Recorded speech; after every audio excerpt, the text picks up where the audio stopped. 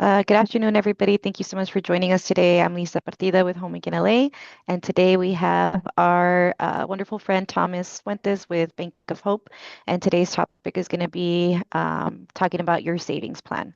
So I'll go ahead and pass it along to Tom. Thanks, Lisa. This week's financial literacy topic is going to be your savings. Um, I'm trying to remember how many sections we have, but this one's pretty robust. Um, but let's go ahead and uh, I'll also mention before we go into it that there's also the participant guide. So there's going to be try it and apply it sections that you'll see that you can check those out after the workshop. It's kind of like go through the key materials now, key terms and stuff like that, and then that'll be helpful as like a homework kind of thing. But we'll look at that when we get to it. So the first section is like defining key terms and stuff. So it's like what is savings? Um, and pretty simply, in this session, we're going to discuss what it means to actually save. Like, what does it mean? The reason for it, why it's important. And then, finding money to save. How do you even come about it? And so the key takeaway, set aside some money every time you get income. Regularly saving money, even if only a small amount, can make a big difference over time. Um, so what does like saving money actually mean, right? So saving means setting aside a portion of the money that you earn or receive. And the way to think about it is beyond the idea of like income that you get for your job. Any money that comes in that creates a positive balance in your checking account, for example, is money that we can consider for saving. So that could be money from your job. That could be money that's receiving a gift, um, your birthday or whatever, and your grandma gives you $5 or whatever. That's probably a terrible example, but that could be considered money that you could use for savings. We're in tax season right now, right? If you haven't filed your taxes, um, but you're going to, and you know that you're going to get a tax refund, hopefully that's money that could be used for savings. So anytime income comes in, we could consider it um, things for saving. Um, So, for example, another feature of savings, forget about the money aspect of it real quick, where money comes in. Think about it in the terms of buying something. I like to do this exercise. I always use the example of when uh, I was buying Old Spice body wash at Target, and it was like $7 to $10 a bottle. Well, instead of spending money on that, I go to the Dollar Tree. I pay $1.25 for Rain body wash or whatever the brand is for $1.25. I didn't spend the $8 on Old Spice at Target. I spent $1.25 on Rain body wash at Dollar Tree. Even though I didn't buy it, I still saved $6. So you can even find savings when you are looking to make a purchase on something. So it's not only things that you have to save that you put in your savings account, but you can also put in the savings category money that you don't spend. And the whole idea of why we're doing this in the first place is setting aside money today so that we have it for the future. Of course, easier said than done. We have to have a plan for it, right? Because some of us have more debt than income. Our expenses are more than the money that we have come in. So we can't establish the savings account until we've met those obligations first. But the tipping scales of the whole thing is that if you don't spend the money, theoretically, in theory, you've saved that money because you haven't spent it. So it kind of goes back to the topic that I feel like we haven't done in a minute, which is your money values and influences, which is the wants and needs. If we can establish and satisfy the wants first, or excuse me, if we can satisfy the needs first and wait for those wants, then that's money that we haven't spent, which I consider money saved as well. Okay. So again, why are we doing this in the first place? Saving money today for the future, right? First and foremost, we got to know what our goals are, and the goals can be, um, anything. We're unique. My goals are going to be different than your goals, than my neighbor's goals, than my cousin's goals, right? Um, but you need to establish this in the sense of kind of prioritizing what to do first, right? Because, like I said, sometimes our debts are going to be more than the incomes coming in. So we have to pay those debts first. We don't have money left over for savings. But if we can kind of prioritize and come up with a plan that when we have a little bit of money left over, we can first establish a savings account. That's the first step. And it doesn't matter how much money you put in. It could be $5, it could be $2. It doesn't matter. It's creating that habit. After we've established that savings goal, that first savings goal, we can establish an emergency fund. Okay. So we have a little bit of savings. Now we're going to establish an emergency fund. It can be a separate account. The emergency fund is going to be money that we're going to use when you get a flat tire, when you need to replace that broken refrigerator, when you need to replace that broken washing machine, so on and so forth. Large purchases that otherwise you might have put on your credit card, you don't need to now because you have an emergency fund. Okay. So that's the next step. Once we've satisfied those things, it gives us a little bit of peace of mind, right? Um, so once we've established that savings account, once we've established that emergency fund, and we're a little bit more confident and we're a little bit more content with what's going on, then we can look at savings for the purpose of building wealth. Okay. We kind of have to do this in a layered approach, right? We can't worry about building wealth if we don't even have a savings account first. So I think if we take these steps, right, um, we could probably uh, it could probably be a better plan, right? So savings, emergency fund, then building wealth, right? There's like other reasons too, of course. You could have a specific goal set aside where you want to take a vacation. That could be a goal. You wanted to go somewhere. You didn't want to put it on a credit card. Very responsible to try to set that money aside to go on that trip that you've been wanting to take.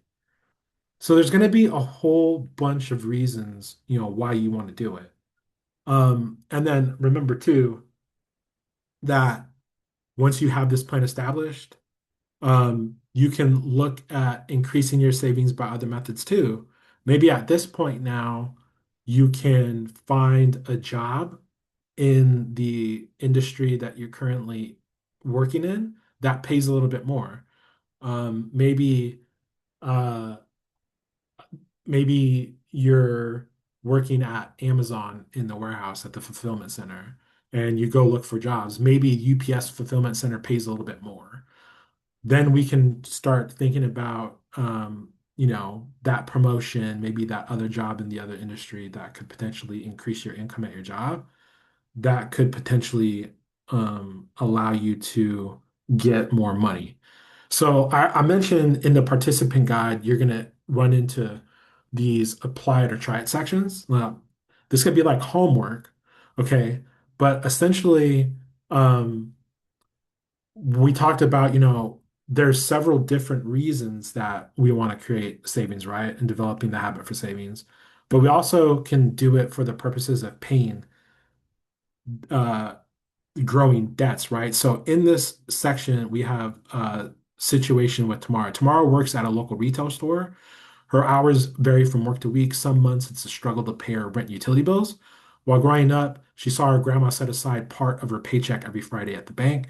She thinks it's time to start saving, but doesn't know where to start. So in this scenario, we have this profile that's built out of Tamara and strategy in which we could go about savings. Now, I'm not going to cover all of them, but let me just cover a few here that you're going to see in the participant guide.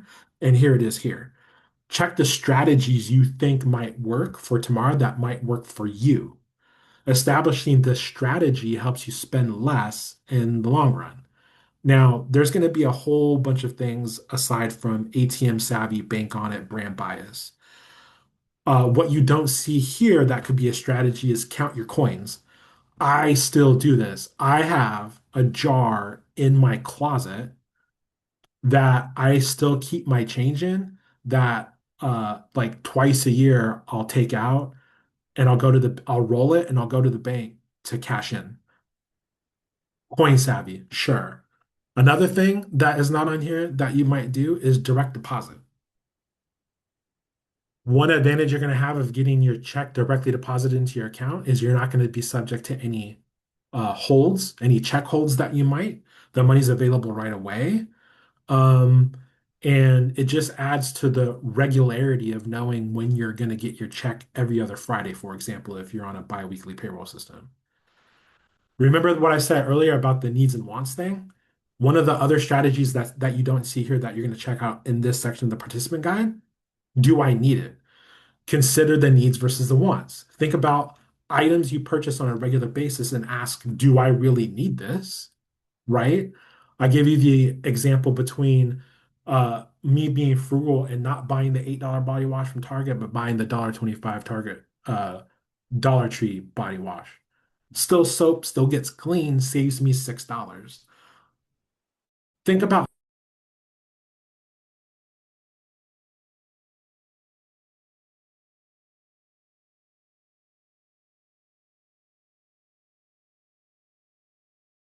things too as like a what else. So one of the things that I enjoy to do, I like to cook. So me and my wife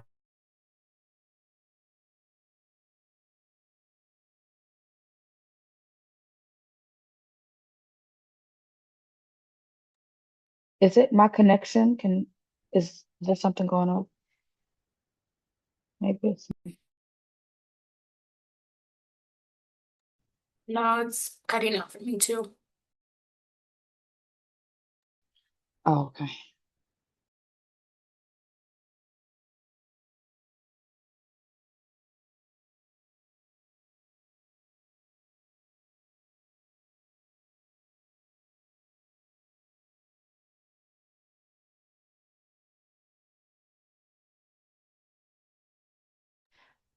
Ooh, I'm so sorry, guys. He got disconnected. needs versus wants. Oh, Okay, sorry. so where we left off was the needs versus wants idea, right? So I gave the body wash idea, but here's the food thing that I've been doing. So I probably got disconnected before I said, look, my wife and I trade off every week of who's responsible for cooking dinner, just because I like to cook.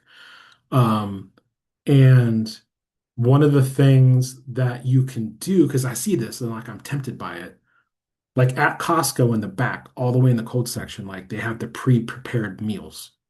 Like you can buy it where like the sandwiches are already in there, or like what do they have? They have like the Asian meal, right? Where they have like Yeah, they have the stir. oven. I buy them sometimes because I don't like to always spend 3 hours in the kitchen every night. But yeah, Exactly. they have the pre-made meals in like a foil pan.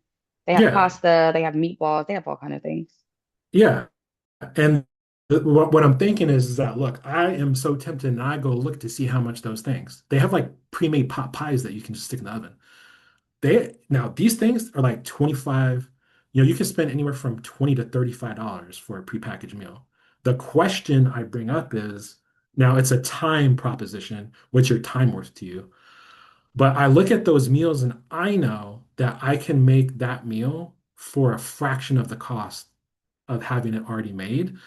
But the value proposition to you is that it's going to cost you more of your time, right? You can save money, but it costs you more of your time. But again, I bring it back to the idea of saving, which is money not spent is saving, period. That's just what it is. So think about that too. And another thing that you don't see that you will see in the participant guide, remember these are the strategies, right? Was that the sales savvy strategy, which is like, look, I'll bring up phones, for example. Like, I'm not the kind of person that gets every new iPhone, every new Pixel, every new whatever, or Samsung Galaxy, whatever. However, I bet you that the previous generation phone goes on sale when the new one comes out. So the idea of spending less money is savings in your pocket, right? Look for deals, look for things on sale, like cross compare how much, I don't know, that refrigerator costs over that refrigerator or whatever. Buy open box. You know, people buy things and they return them in the store and they're considered open box. You need to make a television purchase for whatever reason, that's fine. That's more of a want I would kind of categorize. Go to Best Buy outlet, buy scratched and ding. So this idea of sales savvy. All right. I already mentioned it's tax season. You got to file your taxes. All right. Consider knowing if you're going to get a tax refund.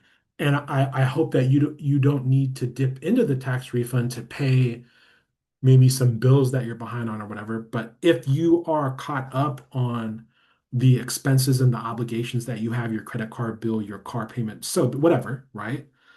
Think of the tax refund as the money that you're going to put into the savings account. Maybe you need to use part of that tax refund to pay for a credit card bill or whatever it may be. Maybe some debt obligation you have. Well, okay, whatever you have left over of the tax refund, put in a savings account and make a promise to yourself that as long as you don't need it, that it'll stay there. Because the only way for the savings to work for the goals that we talked about, for leveling up, savings account, emergency fund, then building wealth, that categorization, the only way it works is to not touch it. So the final thing I would say on this section would be if you have the ability, and it doesn't matter the amount, that money that's going to go into the savings account, um, it needs to be money that you wouldn't touch. Now, wait, before I wrap this up, well, let's get back to start. Let's get a full screen here going. Let's catch up where we're at. Before we go to the next section, this is where to build your savings. Actually, I don't want to forget to say it. So it fits more in this section, but let me say it now. So I like to be mindful because look, if I'm going to be someone who's kind of facilitating these financial literacy concepts, I always try to keep myself informed. And I heard something this morning when I was watching YouTube. I wanted to share it. And this falls into the where to build savings. And one thing that I quite didn't conceptualize until I heard the person say it was, now remember, we're layering this savings account, then emergency fund, then building wealth. Now, how do you build wealth? Okay, well, the most common way is that people invest money into the stock market. That's the most common way. Now, here's something that I heard, and I was like, "Is that true?" And I had to get a calculator because I'm a see it, like show me person. So this person claimed that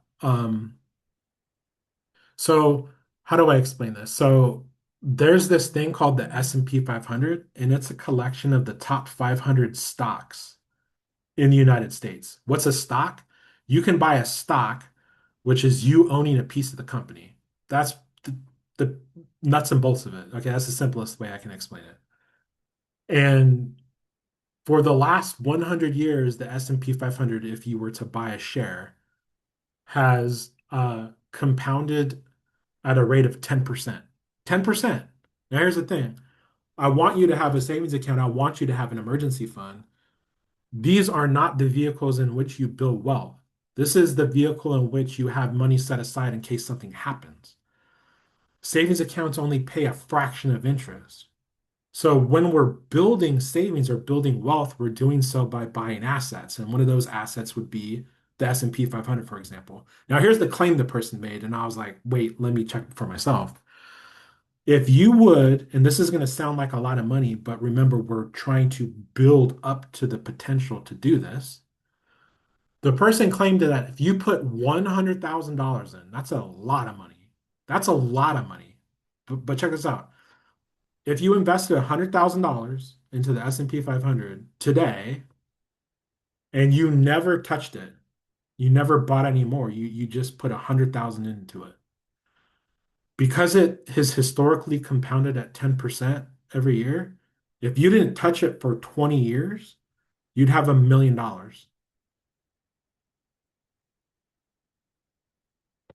What? I was like, no, no, no, no. Well, Yes. I went to the financial calculator that I've been depending on for forever now. I did this simulation that the guy claimed. So I simulated myself buying 100,000 worth of the S&P 500 stock, or in this case, it's an index fund, okay,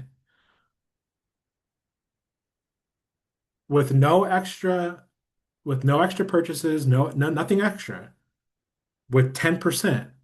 And at the end, I ended up having $1 million. So that is where to build wealth. Okay. And I was like, dang, really? Now 100 grand's like, I wish I had 100 grand to do this experiment. But the idea is that it's possible as long as you have the right strategy. And that's kind of a strategy for building savings, but really building wealth beyond the savings account. So for this section, it's considering the advantages and the disadvantages of savings options. Now, I gave you one, but the one I gave you more was the wealth building strategy and what is possible when you have X amount of money. Because let me bring up another point. Let's say it's not even 100 grand. If we put the same amount into the calculator and cut it in half, theoretically, the amount should compound at half that amount, meaning that if I put in $50,000 in the S&P 500, forget about it. Let's not even say 50. Let's say if you were fortunate enough right now or in the next several years had the ability to have $25,000 left over, you have your savings account established, you have your emergency fund established. Now we're on that building wealth track that if you put $25,000 in to the S&P 500 at 10% growth and you didn't touch it for 20 years, theoretically, you should, after 20 years, have $250,000. $250,000. Just because you had the right strategy, you heard of the right strategy, you did all the layers up until that point, and then you did the most important thing, you didn't touch it. But let's look at more options, tons of options, advantages and disadvantages of these options. Okay. So this idea of what is advantageous, what's not advantageous to different ways of it to saving money. Okay. So we'll minus the group discussion for a moment. We'll have questions at the end of the section, but pretty simple, right? This is a pretty simple idea. Let's just go to the advantages and disadvantages. Okay. If I was to consider my house the savings account, meaning that, like I told you, I got that jar of coins I keep in my closet, but I don't have my savings or my emergency fund in cash at my house.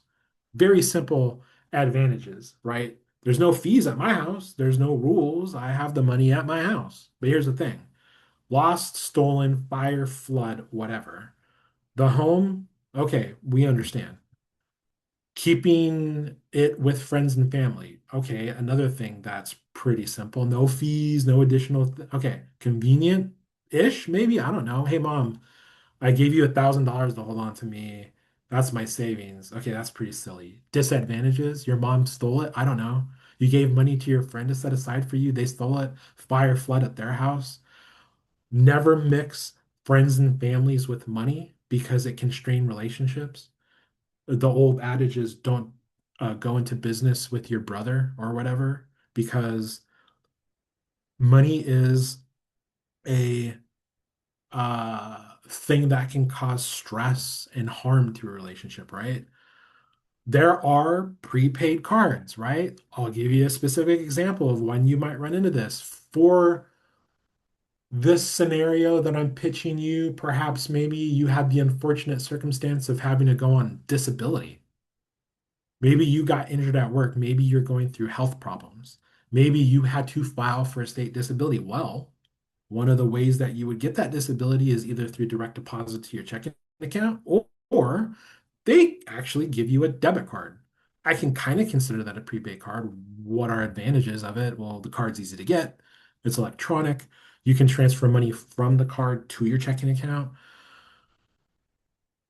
Well, in this scenario,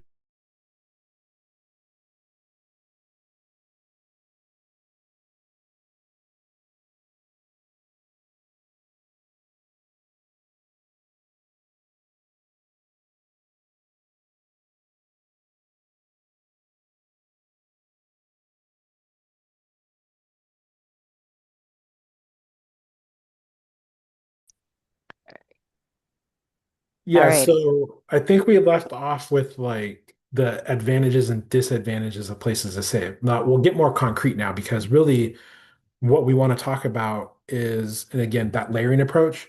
I have my savings account established. I have my emergency fund established.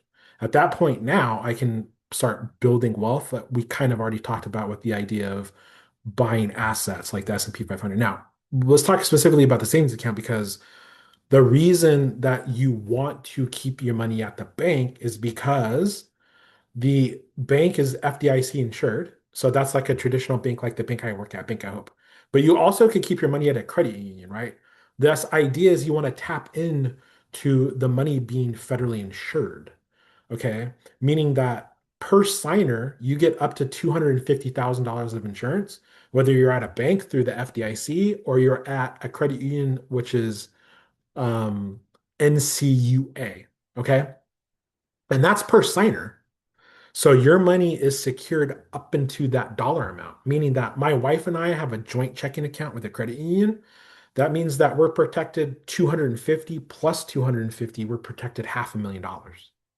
So if that credit union ever goes out of business, we will get that money back up to that dollar amount. If you have more money than $250,000 in your account, you won't get that money beyond the 250 back. Okay. And this has happened, okay, in the past where, look, we went through the 2008 financial crisis in 2019. Was it 2019? There was that mini bank meltdown where some banks went out of business. This idea, we want to keep the money in a savings account because you are insured, you are protected in case anything happens. The other nice thing about saving money at a bank, two other things. One, you get interest. You don't get much. You don't get much at all from a traditional bank, to be quite honest. But you have the ability to make recurring transfers. So the layered approach. I have my savings account, I have my emergency fund. At the credit union that I have an account at, we have our checking account, which is what we use to pay the bills. We have a savings account. That savings account is twofold purpose. One, saving money, but also because when we pay our mortgage, they don't take out property taxes. So that account is for savings and for property taxes. Then we have a second savings account and we use that just in case we're going to take a trip somewhere. The money's there. And what we do is we sweep money over every time we get paid every other Friday. My wife has set it up so that a specific amount of money will go from our checking account to each of those savings account every pay period.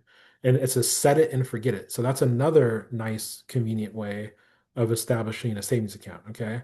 Lastly, the thing I always bring up that we always seem to forget about, but I try to always say, establishing a banking relationship with the people that actually work at the bank that you have your account at. Know their names, go in to see them if you have the opportunity, if you need to go to the bank. Know the branch manager's name, know the assistant manager's name. You'll never know when you run into a scenario where your account might be overdrafted because you don't have enough money in it, or you might write a check and you don't have enough money to cover it. The people at your local branch are there to work with you. They are there to assist you. They're there to provide customer service to you. I started my banking career at the branch. I know firsthand, I was on the teller line. I was there helping our customers the best I could through the best of times, through the worst of times. So establishing a relationship. Now, we came back, right? And Lisa mentioned, are we going to cover like what are the other places? Well, there's other places like money market accounts. Typically, these are available from federally insured institutions and pay a higher interest rate. The caveat is that you're required to open the account with way more money than a savings account. Look, savings account you can open with like $100 for the most part. Sometimes it's $50. Money market deposit accounts, though, we're talking about $1,000, $5,000, 10,000. It just depends. But you can Google search money market deposit accounts, see and cross compare between different institutions what the interest rate is, what the minimum deposit is, the minimum opening required deposit. So this idea is that there's the trade-off because we kind of talked about trade-offs earlier. You could have the ability to earn more interest, but it's going to cost you more because the opening deposit's going to be more. Not only that, not only is the opening deposit more, but there's going to be a minimum required balance. Now, look, the whole idea that we started with in section one was that the money that you're supposed to put into a savings account is money that you don't need to touch. But what if you need to dip into there for whatever reason? Say all of your emergency fund account is depleted and you need to dip into that account. Just know that the money market account is probably going to require you to keep a minimum balance. Cross compare though. The other option is a certificate of deposit.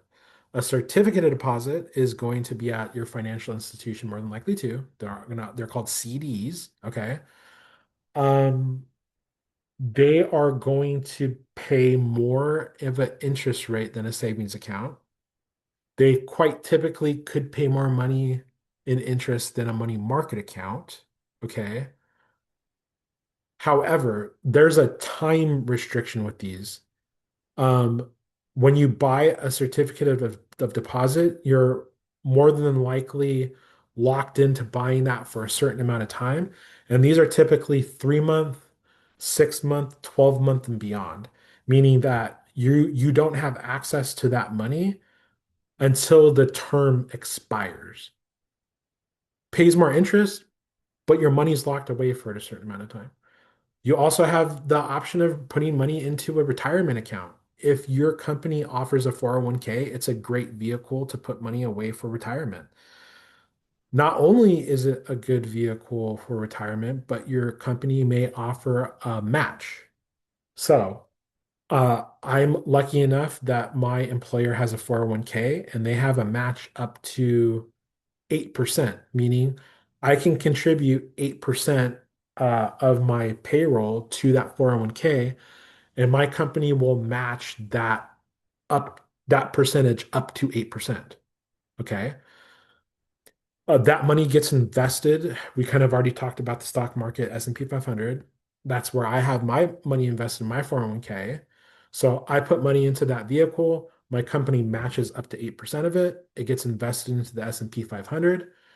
And then you don't touch that until you retire when you're 62, 67, whenever you want to retire, or 70. So that's another investment vehicle, another savings vehicle. We kind of already touched on it, so I'm not going to reiterate, but there's investments like stocks. We kind of talked about that. There's also bonds. Bonds are a different investment vehicle. You're essentially buying debt. You can buy U.S. savings bonds too. You can buy them through the Treasury Department. www.treasurydirect.gov, you can buy a $25 bond, for example, and that will pay you interest. So that's another vehicle. Going back to the 401k, the other option that you have on an individual basis, you can open up an account with Fidelity, for example, and you can deposit money into what's known as an IRA or a Roth IRA. IRA stands for Individual Retirement Account. And right now, I believe you can invest up to $7,000 a year if you're below the age of 50, under the age of 50. After, 50 and older, you can invest a little bit more on an annual basis, but that's another way to invest for money for retirement. Okay. Because my internet has been disconnecting so much, there was some things I was hoping to cover. I'm going to skip ahead to interest and compounding because remember, I started this section off by stating the whole, hey, this morning I heard if you invested $100,000 into the S&P 500, historically it's returned 10% since its inception in the early 1900s.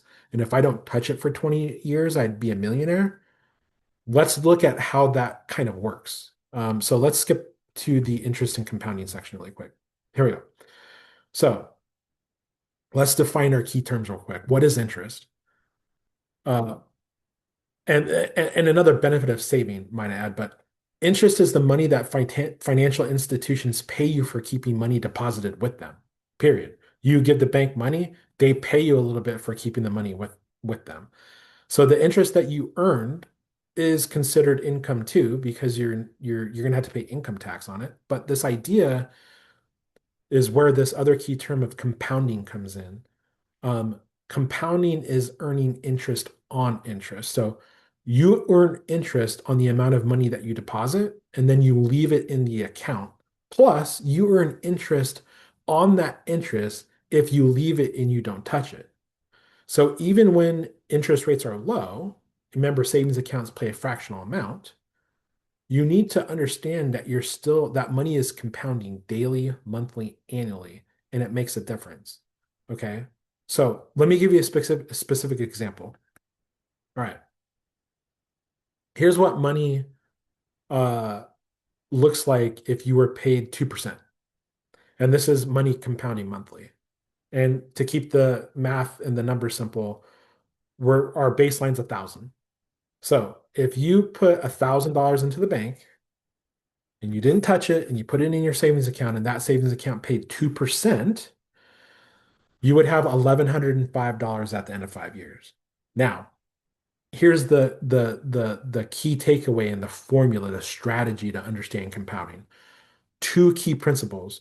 One is the amount of interest expressed in a percentage of what you're getting paid. And the most magical thing of all that people forget about is the time aspect. Those are the two important things. The interest that you get paid, and in this scenario, we're doing 2%. But the most important thing of it is the time component. The more time that you leave the money in the account and you don't touch it, the more opportunity that money has to compound. So that same 1,000 that's getting paid 2% interest over 5 years compounds to be 1,105. But if you didn't touch it for 10 years, you would have $1,221. Now, let's change the interest rate. This is going to be in the apply it section of your participant guide. So I don't know if we have it. We don't have it. But let me give you the same scenario that we have here expressed, but I'm going to pay you more in interest. We're going to keep it simple though. Say it's still 1,000. Okay. But now instead of paying you 2%, I'm going to pay you 6%. So after 5 years at 2%, you ended up having $1,105. But if I paid you 6%, or the bank paid you 6% on that 1,000, you now would have $1,348. That's after 5 years. Now, that same 1,000 at 6% interest at 10 years, and you don't touch it, would be $1,819, $1,819. So that's the power of compounding. It's the two levers that make it work. One is the interest rate, the number, the percentage, 2%, 4%, 6%, whatever. But the key component that everyone forgets about is the time component, the amount of time that you allow that money to compound over a certain amount of time. Let's go back to that same example. And I don't think I have it laid out here visually for you. I don't. But that same 1,000 that we're keeping, if we were able to keep it for 30 years, compounds even more because that other level, the extra lever is the time component. Okay. Another key term, real quick to understand, APY, annual percentage yield. This is the amount expressed in that reflects the amount of interest earned in a year, and it includes the effect on compounding. Okay. How much time do we have? Okay. The last thing we're going to talk about, and then any questions. Let's talk about the rule of 72 real quick. This will give you an idea of compounding. Okay. So if you have $50 in a savings account with an interest rate of 2%, it'll take 36 years to double your money to $100. So the rule of 72, we have it here. So this I'll verbally explain. So 72 divided by 2 equals 36. The rule of 72 gives you a quick way of estimating how long it may take to achieve a savings goal. So that'll give you the idea of how long it takes to double.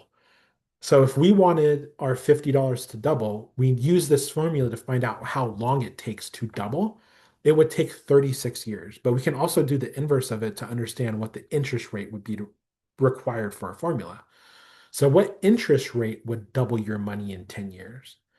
72 divided by 10 equals 0.072 or 7.2%. So you would need to earn 7.2% to double that money in 10 years. So that's a little formula that you can use to figure out how much money you would need to double.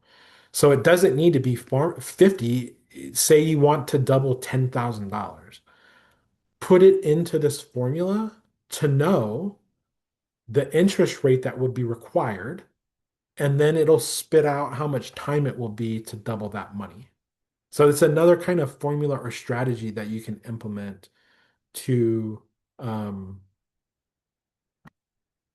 to figure out one, the amount of time, and then two, the amount of interest required to save.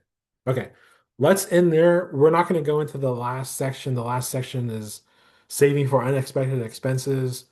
My internet cut out too many times, my fault.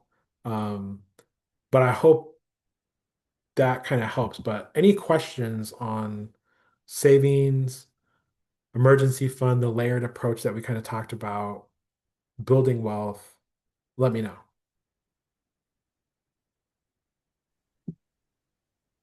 Yeah, give me just a second.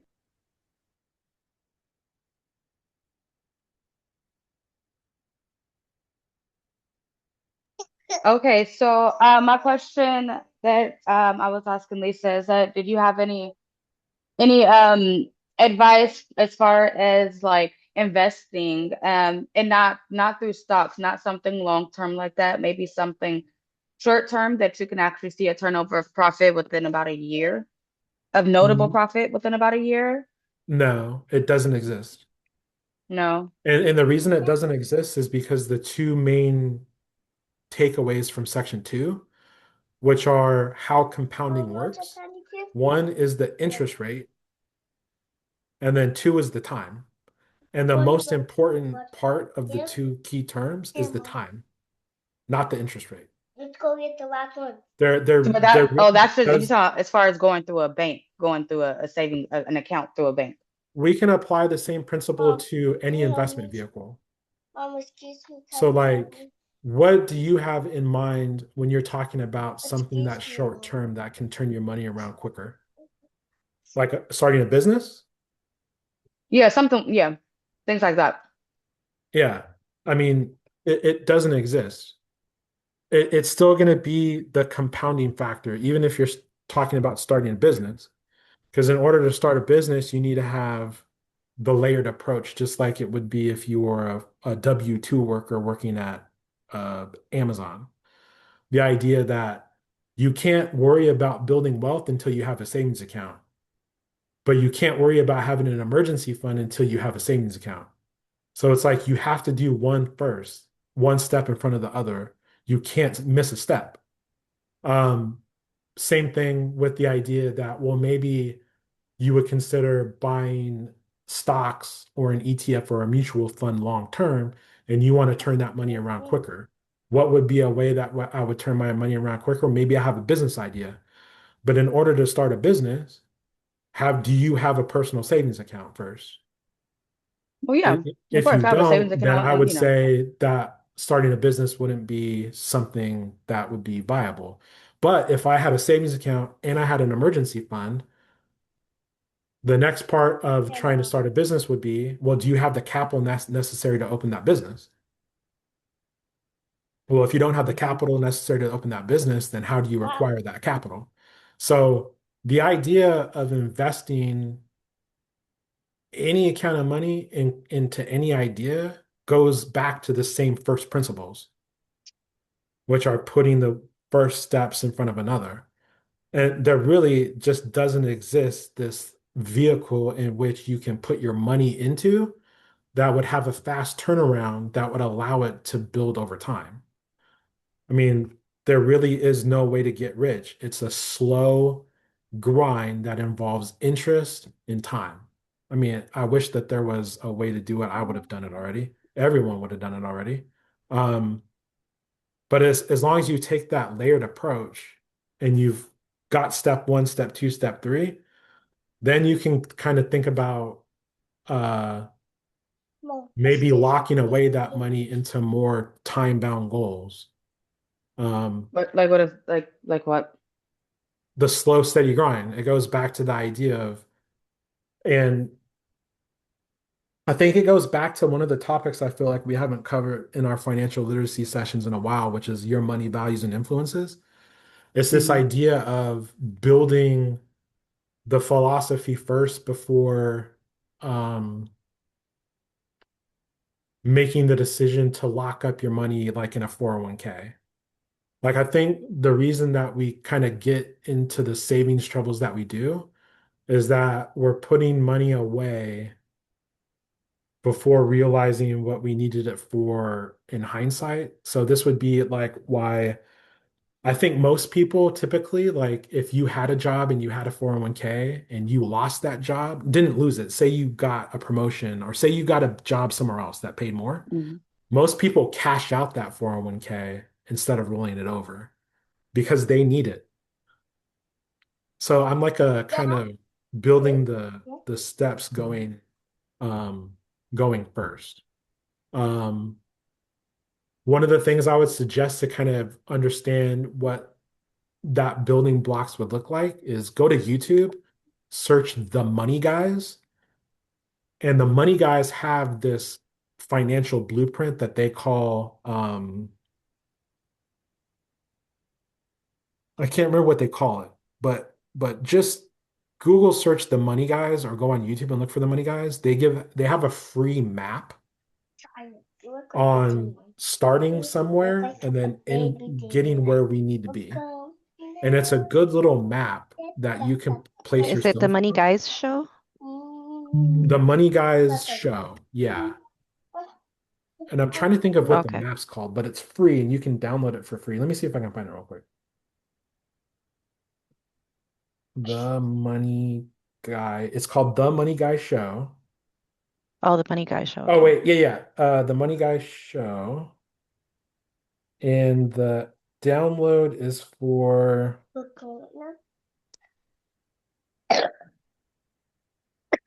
I have an ad on YouTube, so I can't. Let me see. The Money Guy Show. Let me see.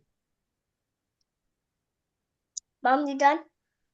Yeah, so jumpstart your journey with our free financial resources. So if you go to moneyguide.com, actually, they have what's called the,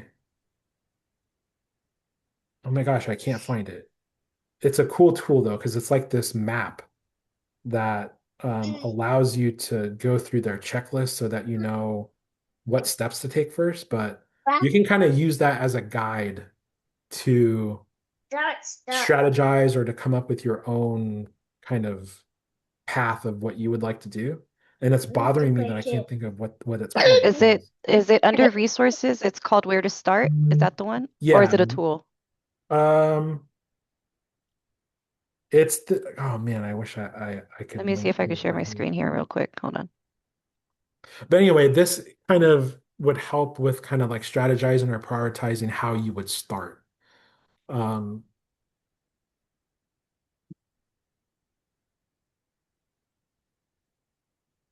Is it this?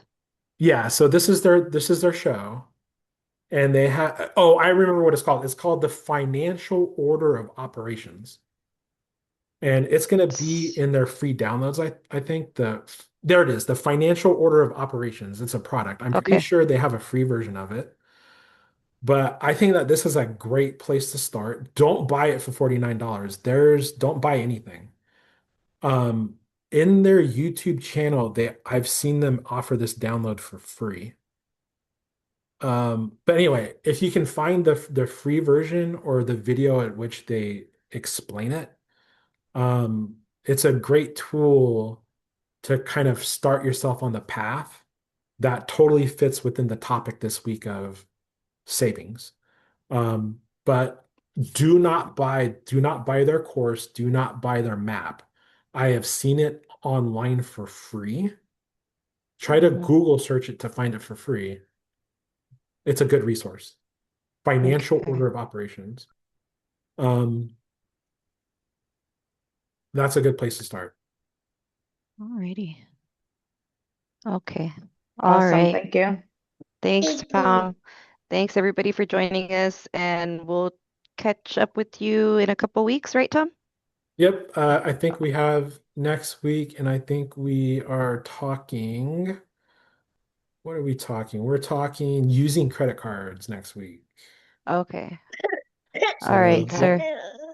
see you Oh, next it's And gonna week, Lisa, be what did you say that app was called again, Lisa? Betterment, Betterment. Okay, got it. Yeah. All right. All right, Thank you. everybody. Thanks It's gonna all. be See ya. thanks. All right, bye.